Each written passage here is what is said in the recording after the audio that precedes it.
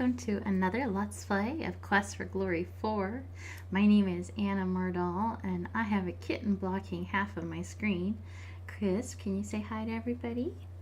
He's getting so big, and he's doing so much better. Not sick anymore. Not sick anymore, which is a big relief to his mommy, let me tell you. So, when we left off, been a couple days for me, been a couple days for you too, because I stopped being able to post these ahead of time. When we last left off, we were headed to the camp, but we had been waylaid by a wyvern and killed that sucker dead. And so now the speed is all off. And oh, I need to adjust the volume too, because we're about to get howled at by wolves, I do believe. Thank you, Chip, for that, or Chris, for that sound. There we go. Oh, I think the sound's actually lower than I want it to be. Okay, there we go. And we got a little victory Greetings sound. and welcome to our camp. You are a stranger no longer. When you saved me from death, our lives became intertwined. Henceforth, you are to be known as a gypsy friend. Come now. I will take you to the leader of our camp. Enter camp by invitation is 2 points.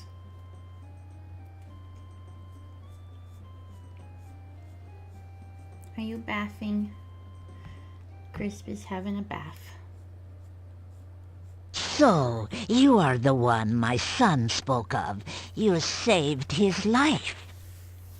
You also entered fearlessly into our den of wolves. You are a man of great courage. We gypsies owe you for our Davy, and I believe we will owe you for things to come. Welcome. I am the fortune teller. I will teach you a spell. It will protect you against the dead that rise again. I think you will find this most useful in your questings. Gypsy fortune teller touches your head briefly. Magic flows through you. Now you know the aura spell. Now, let us learn more of you. Why have you come here, and what do you seek? Alright, so we just gained 2 points for coming in the camp. If we were a magic user, we would gain 6 points for learning Magda's spell, but it looks like it didn't apply that to us. It did apply it to us learning Irana's spell, I'm pretty sure, but that was okay because we were down 6 points for not being able to learn climbing because we had the temerity to already know how to climb.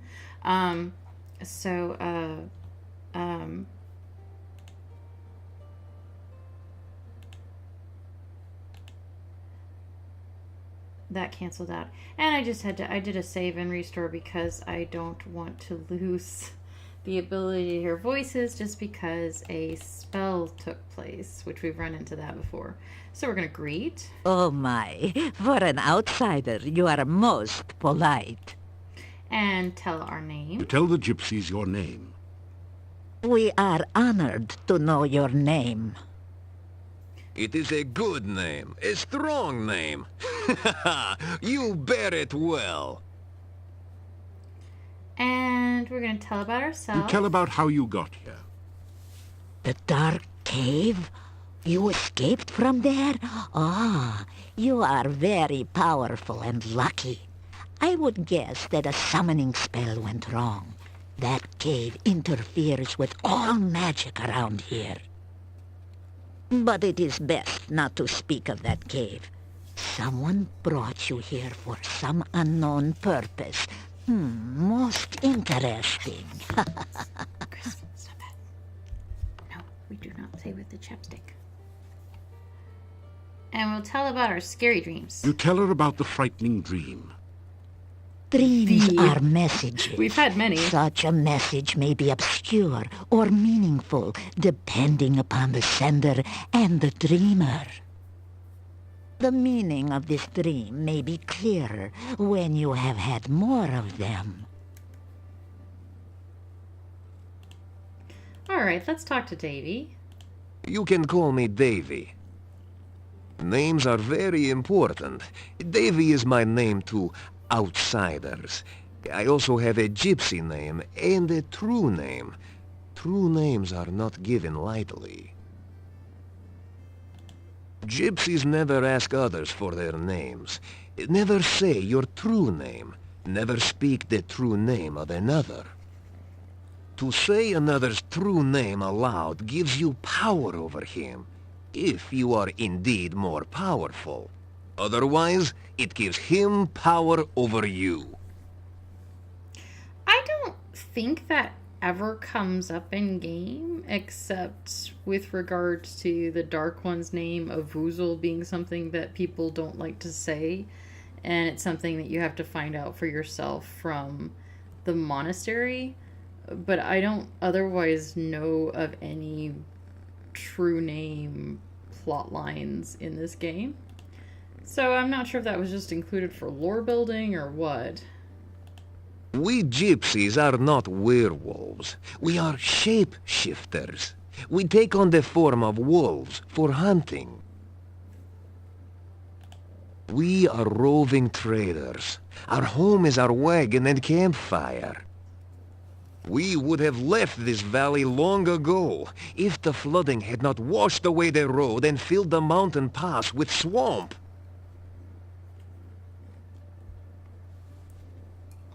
No. Those are not for eating. Stop it. No. The road from the town used to lead to the pass to the southwest. That was the only way in and out of this valley.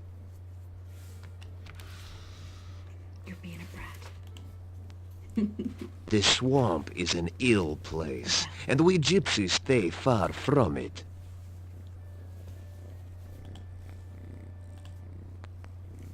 I was borrowing some corn from the cornstalks outside the town when the burgomeister and some townsmen came from the gate. I moved behind the cornstalks to stay out of their way. They looked to be heading to the graveyard. Then, one of them pointed at me and shouted, and suddenly, they all grabbed me. I had no chance to run. I had no idea what was going on. I knew gypsies were disliked in the village, but I did not know we were so feared. Okay, that's all that Davy has to say. Let's talk to... You may call me Magda. That is the name I go by with you gorgeous. Gorgio is the word we call anyone who is not a gypsy. Alright. There are many legends about that ogress. We gypsies avoid her when we can. She is dangerous to enemies, and she takes offense easily. She has her hut to the south. There is some sort of magic hiding the pathway there. Her only weakness is her love of food.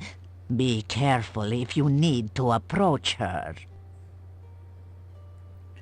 We were told by the ghost of Piotr to talk to Magda about helping the Rusalka.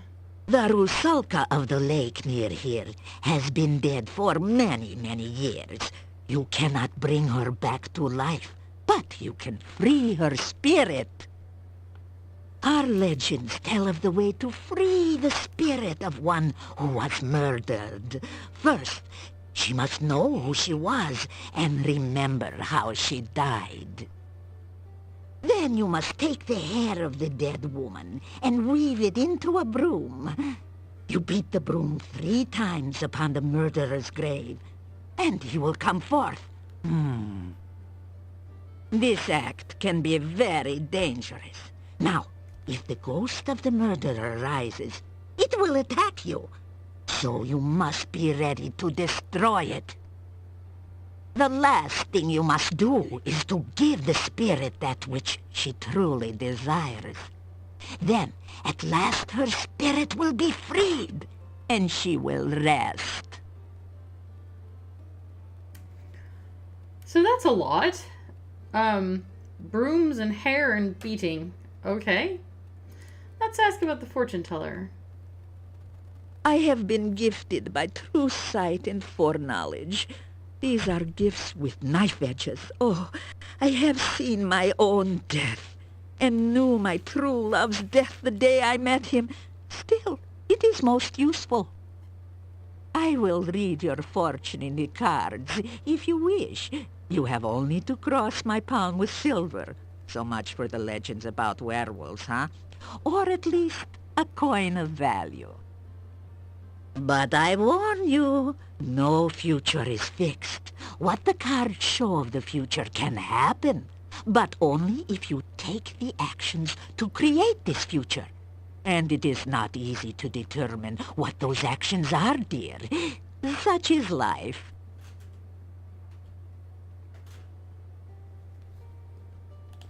This valley has always been a nexus of power. Magic is very strong here. My people for generations come here to renew and strengthen their ties to the mystical ways. My dear, we are not the only ones drawn by this power. The magician Irana created a magical refuge here. Others, more dark, were drawn here as well. Oh, be wary and watchful at all times here. The magic of this land has become twisted, and there are many dangers around you. Oh.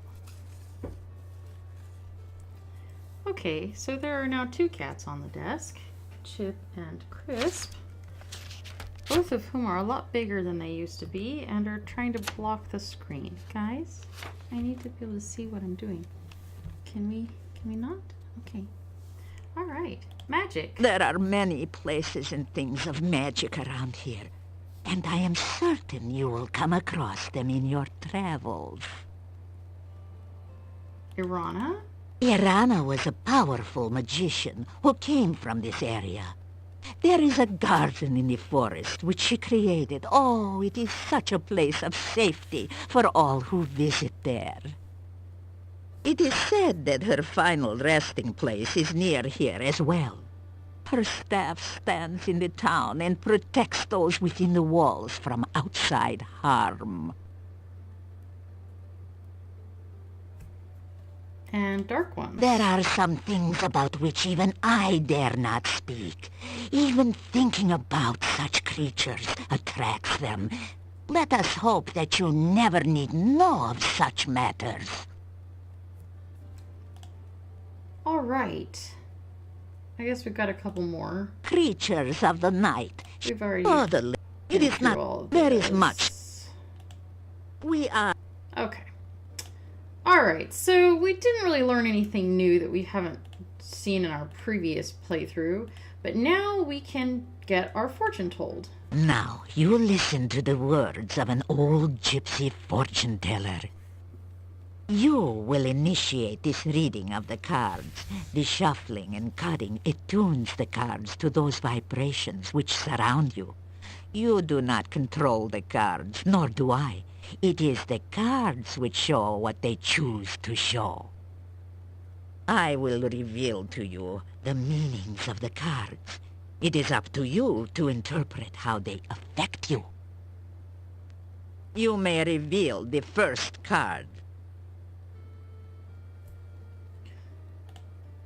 So we're not a magician anymore. We're a paladin. So our signifier card has changed. It's the Knight of first Swords. card is the significator. It is the symbol of the subject of the reading. This is the Knight of Swords. This card represents a person who is courageous and skilled. This is one who holds the ideal of chivalry and goodness. One who is willing to face death gladly, to uphold what he knows is right and true. This card clearly represents you, and therefore this reading is about you. The cards which surround the significator represent the influences which affect your current situation. This next card represents something from the distant past which is relevant to the here and now. Turn over this card and reveal the influence of your past. So I said when we went through this, we would talk about the cards as we go this time, because the first time around I was like, oh, I don't know what these cards mean. So we're gonna look at the distant past, and the card that's gonna flip over is gonna be Baba Yaga. It's funny, it actually took me forever as a player to realize that this person was Baba Yaga. I didn't understand who it was supposed to be, and I didn't understand the meaning very well, because to me, Quest for Glory 1 is not actually that distant past. I can totally see how it was to the developers. That probably felt like forever ago. But in terms of the hero's life, I think that was maybe a year ago, if that. I mean, you arrived at Spielberg in spring. You can stay there as long as you want, but it acts like it's still spring whenever, the entire time, because the mountain pass is still covered in snow. So you arrive at Spielberg in early spring. You don't really get a time period for Shapier, except that time is passing because the stars are moving, but it feels like summer. I don't think it nails itself down to a time period. And Tarna is set in what feels like a summery type setting. I can't remember what the seasons there were, because they do talk about the seasons, because the Simbani move their cow and their village around, their cows and their village around. And I don't remember if it explicitly says it's summer now, or if it's just like, this is the time of low rains or whatever. But anyway, regardless, I'm pretty sure that Shapier and Tarna are early and late summer respectively, and then this feels like late-ish autumn-y. So distant past, as in like maybe 6 months ago. But of course, it's distant past to the developers, distant past in terms of how many games there's been. And this is a great way of kind of bringing Baba Yaga back into the player's mind, if they cotton on to who it's supposed to be, which, like I said, it took me a while. But so this card is going to be Baba Yaga.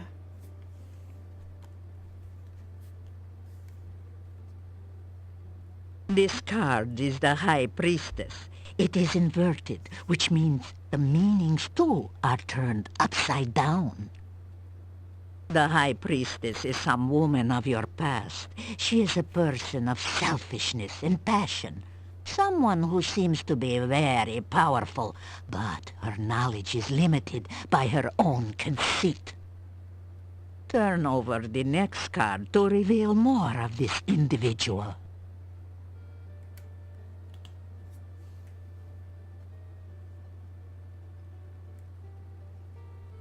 The Four of Coins. Now that is the card of the miser.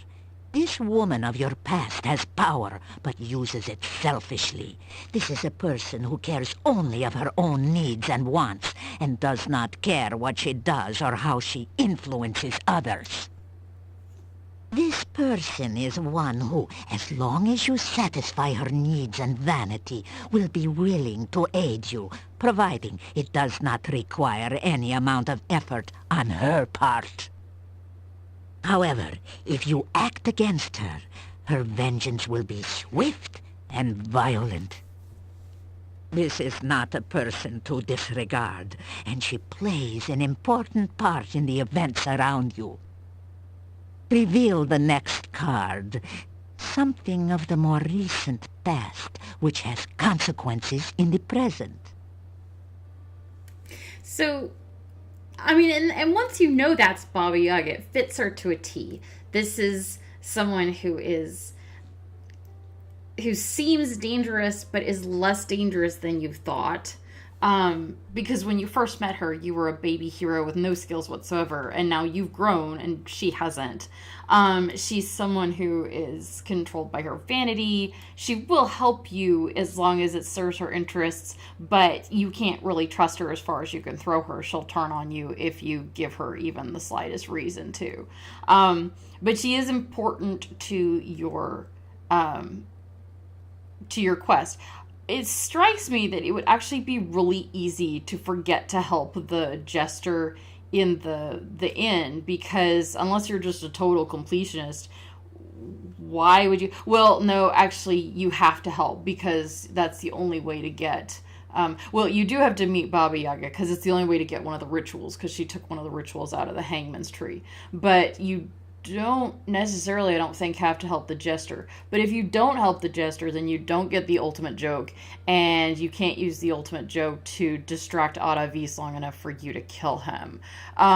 So she's important to your story in at least those two regards. You need to interact with her in order to get the ultimate joke reward from the jester, and you need to interact with her in order to get the missing ritual. So yeah, I think this was a clever way of, making sure that the player understood that Baba Yaga is important to their actual quest. It would have been probably helpful if they'd put in an extra reading for her, because there's a reading for Katrina, and there's a reading for Atavis, and there's a reading for Irana, if I remember correctly, but there's no reading for Baba Yaga, which was another thing that always made me really confused about who the High Priestess was supposed to be, because I actually for a long time thought that maybe the High Priestess was supposed to be an earlier iteration of Irana or an earlier iteration of Katrina, and it especially in some ways fits Katrina as we could envision her, as someone who is vain and cares about her own interests and will turn on you. Of course, that isn't true, because Katrina does end up loving us and dies to protect us. So we find that out later. But you find that out late enough in the game that you probably don't remember the readings anymore necessarily. So I think it probably would have helped if they'd put in an extra reading for Baba Yaga, since they do one for everyone else that we're going to see here and here and here. Give us a reading for Baba Yaga to clarify that that's who it is. They didn't do that, and that surprises me. Maybe they couldn't think of enough to say about her, or I don't know. So this one's going to be Atavis, the King of Coins. Inverted. This is the inverted King of Coins. This is an old and vicious man, someone who is willing to use any means to attain his desires. Someone who is dangerous and cannot be trusted or underestimated. Reveal the next card that we may learn more of this person.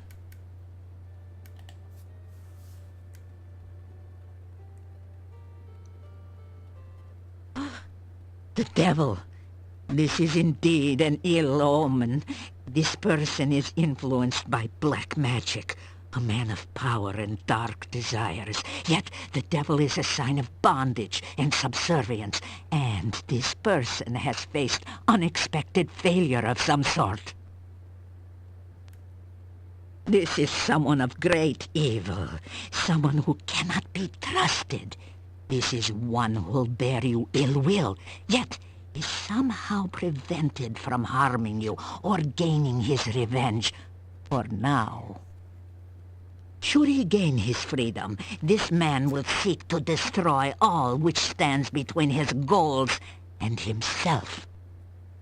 Turn over the next card to reveal a surrounding influence. So again, that's very spot on the nose for what we know about Atavis. He's evil, he means us harm, he's prevented from harming us right now because Katrina has ordered him not to hurt us.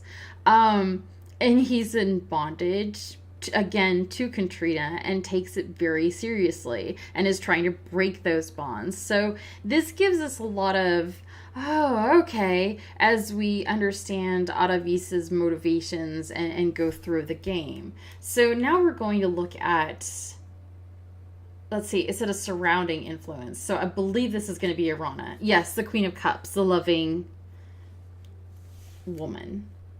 Ah, the Queen of Cups. Again, there is a female influencing your present. This is a woman of wisdom and love. She is kind, generous, and virtuous. Let us see what next the cards reveal of this person.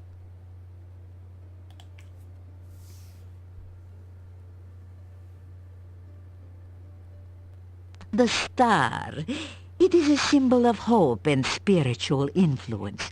Now, this is a woman in touch with her magical nature. She is gentle and loving, yet there is great strength within. This is a woman who generates hope and help through her actions. The next card reveals the overriding influence upon the future. So, we didn't get very much about Irana there. And of course, we'll have to wait until her reading to get more. But we get that she's a woman of love and kindness, and that she's a surrounding influence on these events, as opposed to a direct player like this person of the past, who is Baba Yaga, and Aravis, who is obviously a very direct player, and in our more recent past. So here we have this surrounding influence. I like also that the surrounding influence is not necessarily around the game or around the valley, but around the hero. So Irana is a surrounding influence around us, which is absolutely 100% true. She's been there as an influence, not as a person, not as someone we interacted with, as an influence every step of our journey. She was responsible for the Irana's peace in the first game, where we spent so much time sleeping and eating. We learned about her untimely disappearance in the second game whenever we went to WIT and the Wizards Institute of Technosophy and asked about her. And then, of course, in Tarna, she was responsible again for a place of peace and safety that was one of the ingredients for the Dispel Potion, which also was one of the ingredients for the Dispel Potion in Quest for Glory 1. But also, if you were a wizard, you needed the Peace Pool in order to get your wizard staff. So each step of our journey, Irana has been an influence, even though, bless me again, even though she hasn't been there as a person. So I like that because it fits with the subject of the reading, which is technically the hero, not the valley. So Irana is an influence on the hero. And then this is our future, the Queen of Swords, which is Katrina. Ah, the Queen of Swords. She is a woman of wit and skill, yet she has suffered through terrible hardship, and she is marked by her suffering. Oh, she faces her sorrows bravely, but with a deep, deep loneliness. The next card will tell us more about her.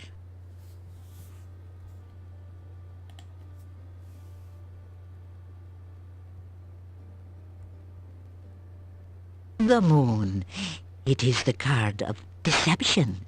This woman is a deceiver, or is deceived by her own beliefs. This card also reveals the magical nature of the woman. This is the strength which sustains her. Oh, she is either surrounded by false friends or seeks to betray you herself. She is the victim or the villainess. The final card will reveal the influence which will most affect you. So what I like about that, I like many things about that. One of the things I like about that is at this stage in the game, even if you have guessed that the Queen of Swords is this new person, Katrina, we've been meeting and visiting with, you don't know whether she's the victim or the villainess. I did make a point in the first playthrough of keeping it ambiguous whether Katrina was the Dark Master herself or whether she was his quote-unquote daughter, because one of the characters does obligingly refer to the Dark Master with he, him pronouns. So it's easy to think that maybe the Dark Master is some guy that is meaning us ill will. Heck, maybe it's Odavis, and that Katrina might be his daughter who is potentially open to helping us or betraying her master or something like that. So at this point in the game, you don't know whether she's the victim or the villainess, which is kind of cool because the reading leaves it unclear as opposed to just telling you right out. The other cool thing about that, she's either the victim or the villainess, she's either surrounded by false friends or she seeks to betray you, is that it's, instead of being either or, it's kind of both and. She is surrounded by false friends. Not that Odavis is her friend exactly, not that she trusts him, but she does not see his betrayal coming. She knows that he hates her, but she seems to think that she has him under control, and whenever he actually betrays her by attacking the hero in order to attack her, she's caught off guard by it, and it ends up being her downfall. Whenever he captures us and tries to have us kill her for him, she doesn't see that coming either. We have to inform her that that's happening. So she is surrounded by false friends who seek to betray her, but she also seeks to betray us too. Yeah, she's falling in love with us. Yeah, she cares about the hero, but she's manipulating him for something that she knows that he wouldn't willingly participate in.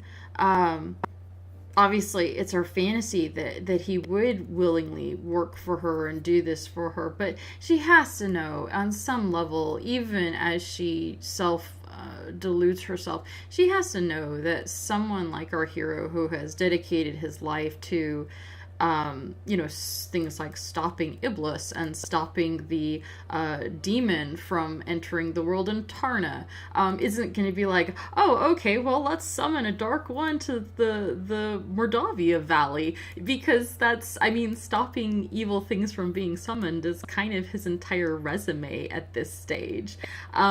So she knows that she's manipulating us, and she does seek, I don't know if betray is the right word, but she does seek to use our friendship with us to cause us to do things that we would not normally do. So what I like about that either or, she's the victim or the villainess, is she's kind of both. And she's surrounded by false friends, or she's the deceiver. Again, kind of both. So I like that too. You have an ambiguity there, but it's an ambiguity that is never cleared up because it's actually true in both cases, which is kind of cool. So this is the surrounding influence. It's going to be the void. It's always the void. The void. About this card, I will not speak. I must meditate upon its meaning. This tableau shows the influences surrounding you. These people will affect your life for weal or for woe. It is up to you to determine how and what effect they will have upon you. That is all that the cards and I can reveal at this time. Make what you will of your fortune. I will speak no more of it. So that's all we get for that one. Now we're going to say goodbye, and we'll go outside and have the... You say... Ah, you weary of talk. Good. I hope you... You spend... We're going to eat and dance and The gypsies all that seem good to have stuff. gone all out to make you welcome in their camp. You've eaten a rich, spicy stew with no garlic, with fresh bread and plenty to drink. Now it's time to relax and enjoy.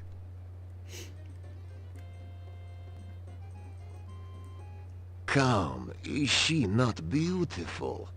Ah, why do you hesitate? Go, join in the dance!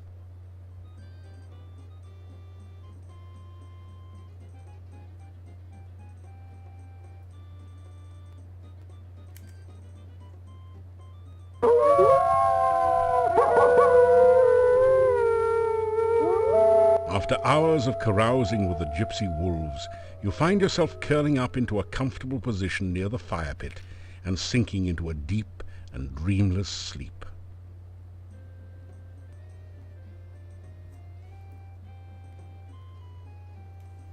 Okay, so let's save just in case, because we don't want to go through all that again. And now we're going to go get the second prophecy, fortune. You haunt my dreams at night. You are like one of my own children, in that I see images of your life before me. Last night, I saw you approach a building of great darkness. Things reached for you in the doorway, yet you moved to the door. You held something in your hand and touched it to the door. It opened, and you stepped inside. It was dark inside the building, cold and dangerous. You stepped towards a cabinet. You took something from your backpack and poured it upon an object there. I felt as if something good was happening, and then the vision faded. I do not understand what this means. It is not the future. It is only something that might come to pass. So that was a vision of us visiting the monastery and pouring the rehydration fluid on the domovoi. I'm not sure if I've ever gotten that one before, because I think usually I've done that already at this point. And I did want to make sure, I haven't screwed up, have I? Okay, good, we have no rituals. Because I did want to save the rituals until after the Gaius and see how that affects the dialogue in our final fortune. Davies, well, I have run. The forest is a very... last night. Okay, nothing new there. Castle. The old rulers of this land, the boyars of the castle, were the Borgov family. The last boyar was a strange man, so it is said. What became of him, I do not know. Only that the son left the valley in shame and horror. The last boyar We is met with the guests, so we did some trade. the monster in the cave. He was the high priest of the cult. He had a son who fled in shame, and I don't think we ever hear anything else about him. And it would be interesting if he had some kind of connection to Katrina, but I don't know what it is. Many are the kind. Some like the Rusalki. There, I have... don't think there's anything new to be talked about here. Well, we will talk about... I am the leader. Many, some. So The vampires... Nosferatu, the undead which feed upon the blood of living things. If a man is drained unto death by a vampire, he will rise from his grave as a revenant, hungering for the taste of human flesh. If a vampire shares its own blood with its victim, the victim will rise from the grave as a slave of its vampire creator. It too will be a vampire, but it must obey the commands of its master, and cannot harm its master directly. Sometimes the sharer of vampire blood is not drained entirely by the master vampire. Thus, he can continue to live until struck down by a natural death.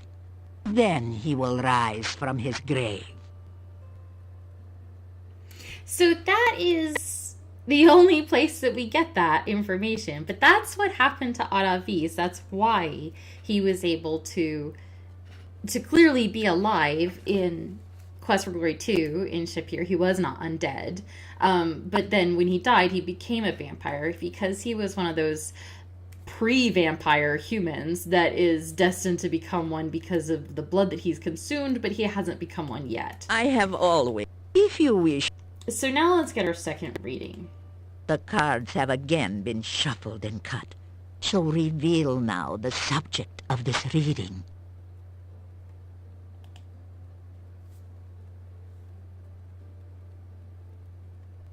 This reading is of the ill-omened man, and now we shall learn more of his purpose and past. So, The next card you turn shall show the distant past. So we leapfrogged Baba Yaga, and as I said previously, I think that was a mistake. Because it makes, in my opinion, it makes that card harder to understand. The fact that we have readings for Aravis and Arana and Katrina almost makes it seem like this, the Baba Yaga card almost makes it seem like she's one of these in the past and that it's the same person, since she doesn't get her own reading. I assume they were pressed for time or lazy or something and didn't want to do a whole reading for Baba Yaga, but they should have. So we leapfrog Baba Yaga and we're going to do Aravis. And his past is Katrina. Very distant The past. Queen of Swords. Interesting. Sometime in the past, this man has met the mystery lady of your present. He may have been betrayed by her, or perhaps he is the betrayer of the lady. The next card shall reveal her influence. I think that's interesting because I'm not sure if that's supposed to be an actual card reading from Magda or if it's a prediction. Because in the future, he will betray Katrina. Did she betray him in the past or did he betray her in the past? Unclear. Don't know. I would actually love to know their full history together because, and don't get me wrong, I'm not upset that the game didn't include it because I'm okay with things being left unsaid and just a deep, rich history being hinted at. But there is a deep, rich history hinted at. He served Katrina for years. Decades, I think. I can't remember. What did she say, like 50 years? A long time. Those two know each other better than most marriages. I was with my husband total for like 10 years. I can't even imagine 50 years. And they hate each other deeply, in a trying to destroy each other kind of way, or at least Aravis is trying to destroy Katrina. So he must know everything about her that she's willing to let him know and that he can get from observing her. So just, yes, he's going to betray her, but did they betray each other in the past? Would not surprise me. There's a lot of emotion there and there was a lot of time for betrayals to happen. And now we have the Magician, used as an actual magician card and not as a signifier. Ah, the Magician. The Woman of Mystery has magic also. One is the teacher of the other. The order of the card suggests it is the woman who was the master and the man her apprentice. The events you face now, obviously, began in the dark past. Let us learn now of the more recent ones. And that's us. The Knight of Swords, the Paladin. Aha, this is your own influence upon the man. It seems you were as important to his history as he was to your own. Now, let us see the manner in which you affected him. And we absolutely were part of Aravis's recent past. We recently killed him. Oh look, there's Death. Death, the card of transformation. You are the agent of this man's failure and loss. You altered his life irrevocably. Even if you destroyed him, my dear, he still influences the present. That the cards chose to reveal information about him shows that he is again a player in the game of your life. What next can we learn of this one, huh? I will say, as a tarot reader, death does not usually mean death. And it's very annoying when movies and media do it that way. Oh, the death card, oh no. But considering that the hero did actually kill Aravis, and considering that death wrought a huge change in him, which is what the death card is generally used for, is changes. And Aravis absolutely changed from a human to an undead vampire. It was probably legit to use it there. And I think this is what the surrounding influence. In the present, Present. the Eight of Swords. This is the card of conflict and domination. The last card which crossed this man was also a symbol of bondage. He is somehow a prisoner or an unwilling accomplice of another. He is that. Let us see if the cards will explain further this relationship. He's absolutely the unwilling accomplice of Katrina. And it would be interesting to know what Odavis thinks of this whole Avuzal business. We know from Katrina's reading that the goal she's seeking is utterly illusory. Even if she manages to bring Avuzal back into this world, she's not going to have the happy darkness paradise vampire happy times that she thinks she's going to have. Probably because Avuzal will eat her. It's unclear whether Odavis, left to his own devices, would pursue this whole Dark One business. Obviously, a world in which eternal darkness is a thing and you don't have to hide in your coffin all day from the sun and be helpless to people invading your castle and putting a stake through your heart. That's obviously probably a worthy goal for any vampire, which Odavis now is.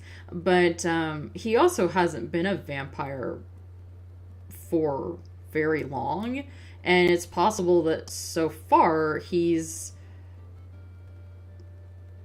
not felt limited by that in the way that Katrina's obviously chafing under, decades. If she kept him as a servant for 50 years, then she's been a vampire for at least that long, probably longer. So what do you say, at least 70 or 100 years? So she's had a lot of time to chafe at those restrictions, and it's unclear whether Odavis, having been a vampire for tops a couple of months,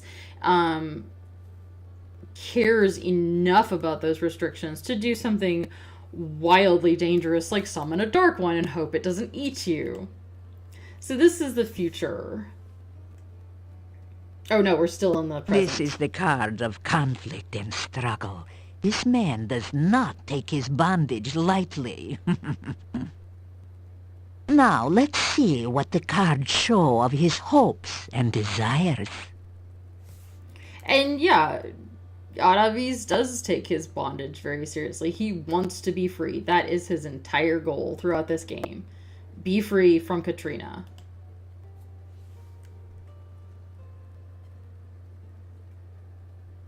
The chariot represents triumph and vengeance.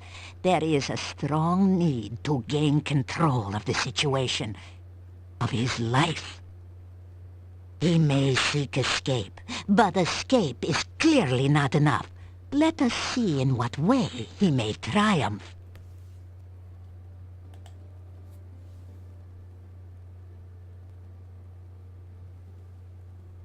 Oh, this time the devil is inverted. The meanings may differ, but this is a card that bodes no good whichever way it lies.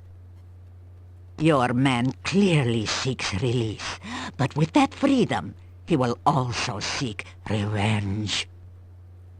Whatever or whoever binds him now cannot contain him forever. He will seek his revenge, and you will need to be wary. You will face him again in a struggle to the death. Now let us reveal the card that rules over the past and the present. And it's the Void again. Oh, the dark card of the Void. The influence of the Dark One overshadows all. No more shall be revealed, nor shall things be spoken at this time. The cards have spoken. The reading is done. And that's all we get. No more The readings cards today. have... So we're going to say... It is... You tell Ah, you tell strange... Me... We're going to head out. So, I did warn that this particular video would probably be, just the 2 readings, because I knew, it takes time, and then I was going to chatter on like I do. And we're just about at the hour mark, so I'm going to probably head back to town and wrap this up. But,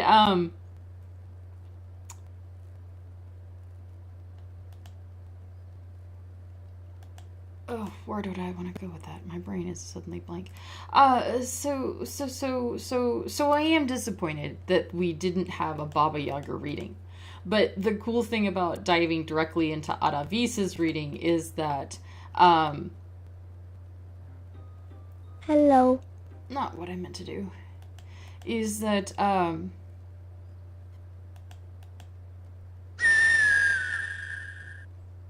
we very quickly get introduced to the villain of this piece. And Adavis is the villain.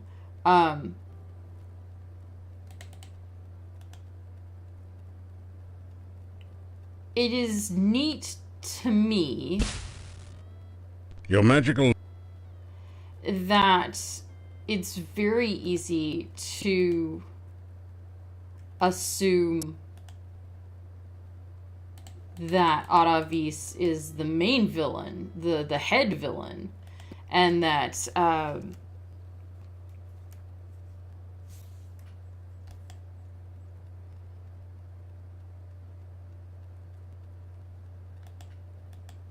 Katrina might just be working with him or any number of things.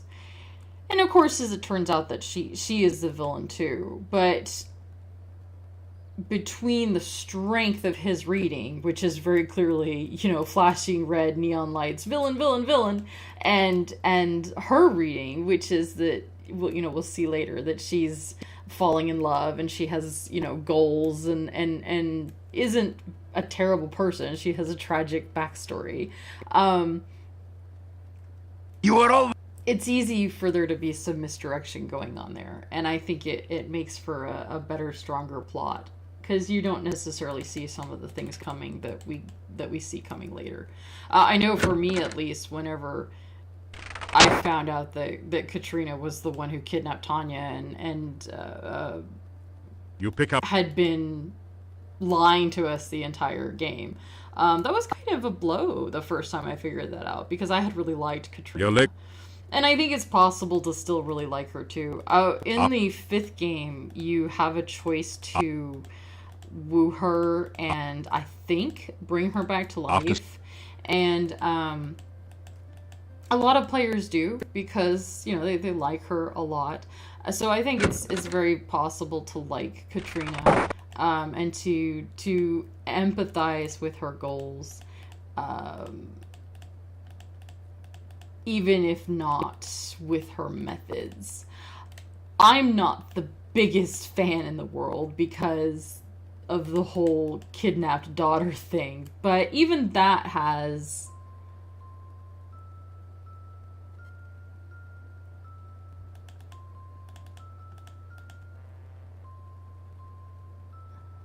What did I do wrong?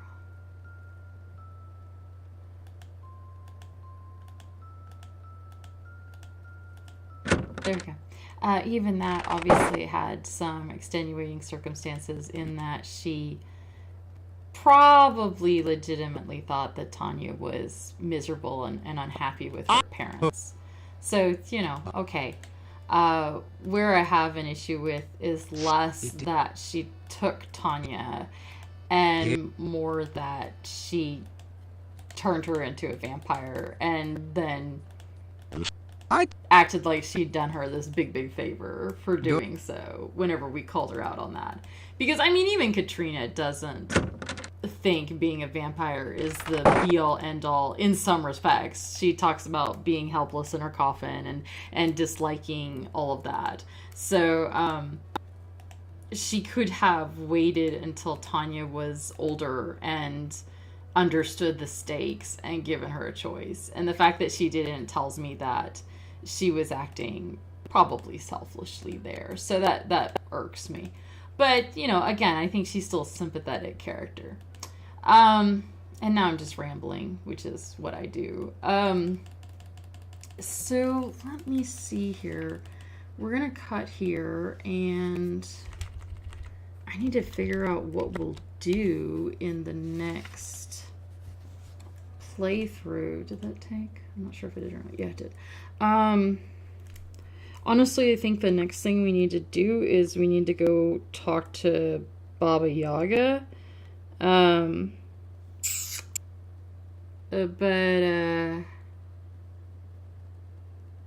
We can't really do that until we've gotten Nikolai's hat, and we can't do that until we that's not what I wanted. Here's what I wanted. Oh, until nighttime, which is nighttime now, so that's probably what we'll do next. And then the other thing is we need to go talk to the Rizalka and save her. So Rizalka and Nikolai, we could probably do those in the same night.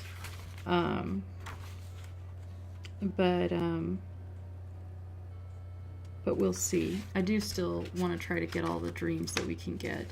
There was another dream conversation recorded. I have found the text dump for it, and I will read it to you if we can't get it in game.